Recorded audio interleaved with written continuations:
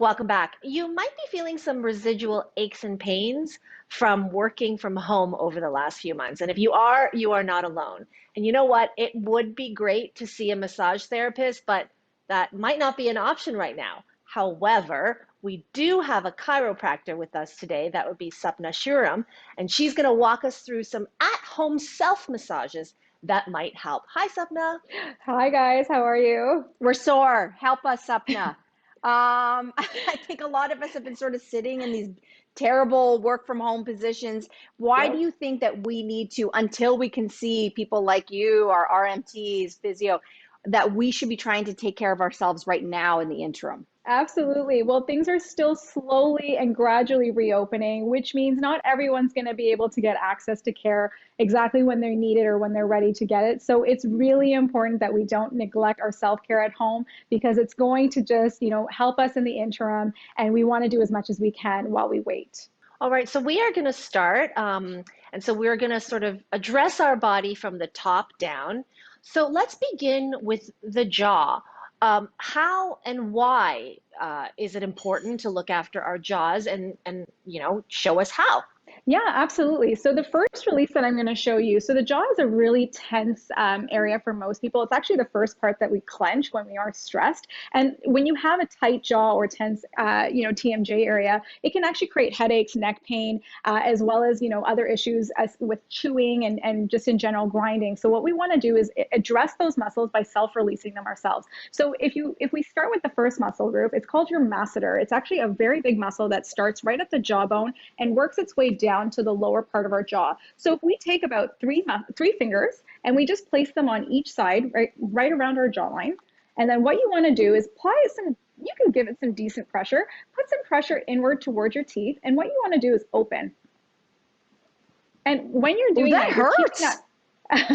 You're keeping that pressure there as you open your mouth. So you don't want to just let your fingers slide down with you. You want to keep the pressure there and really get that muscle belly a good release. And as you get comfortable with it, you can slowly start to lower your fingers downward and try to get as much of that muscle as you can. And you'll notice that as you're doing it, your jaw should be able to open more and more with each pass. It feels good, doesn't it? Wow! Holy cow! So good. No one puts any emphasis. No one puts any emphasis in their jaw, and it's so important to release this muscle group. Okay, this clearly feels good. And now you're going to add an element that includes our temples and our jaw.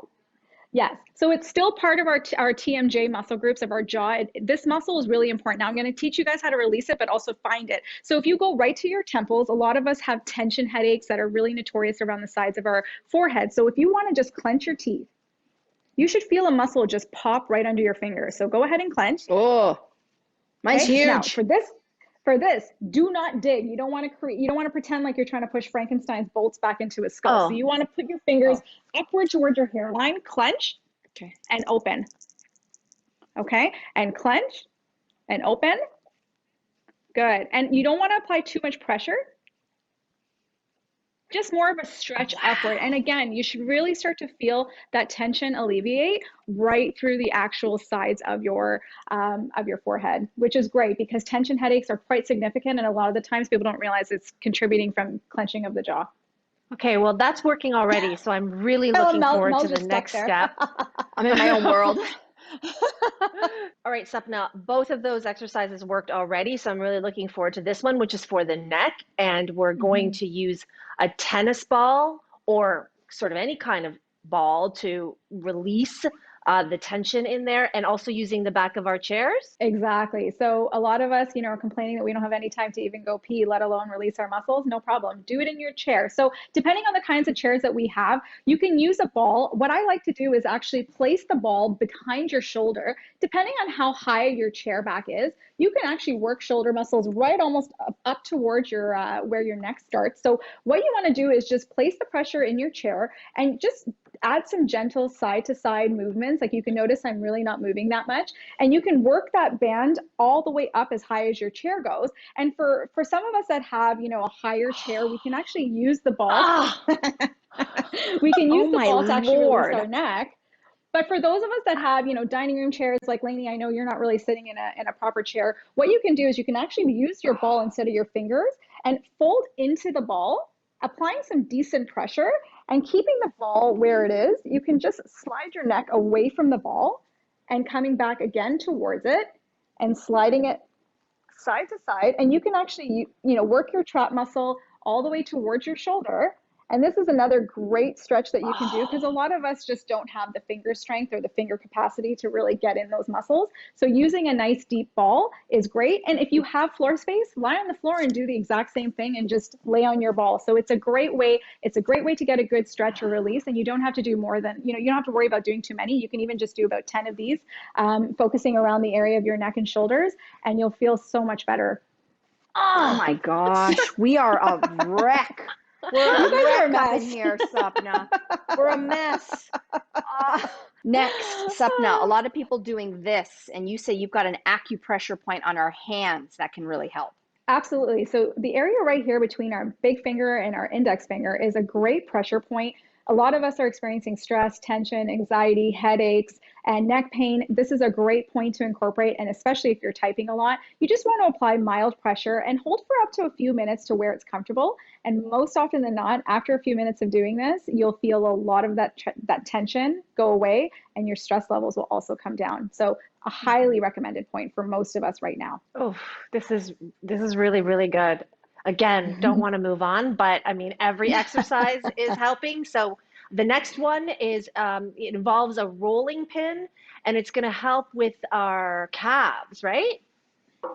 Yes. So if you have a rolling pin, or if you don't, you can even use a ball. A great exercise that you can do is just crossing your legs. You can use a rolling pin to actually work out your calves. And, you can even do this if you're kneeling on the ground, but it's a great way to just get some circulation through your calf muscles and loosen them up. And you can get creative and also do the front of your leg as well. And for those of you who have a ball, no problem. Just use a ball around these same muscle groups to really get a good release through your lower body. Okay, so from the calf, let's end off at the bottom. We promised head to toe. Lainey's going to keep tenderizing her thighs and calves, and I'm going to move on to feet. And I don't have a rolling pin, but I do have just a bottle of water, and you say this is all we need. So take us through it. This is all you need. So you just put the bottle right under your feet, sorry. And again, a lot of us don't really think about our feet, but we sit for so long. So we want to improve our circulation, and we want to promote some release through our actual plantar fascia. And this is a great way to reinvigorate our feet, our tired, aching feet. And especially if we're trying to run or do some physical activity right now, we have to put some attention to the bottom of our feet. I've got a bottle under one, and I've got my tennis ball under the other. Like, I'm covered all over the place here. All you need is a rolling pin up here, and you're good to go. And I'm good. That's called my husband. Sapna, this has been amazing, because I think we all need a little extra TLC for our bodies right now. So thank you for sharing all of these really great, easy tips for us to do at home. And for everybody else, if you'd like to also give yourself some TLC, we'll put these up on our website after the show. We'll be right back after this.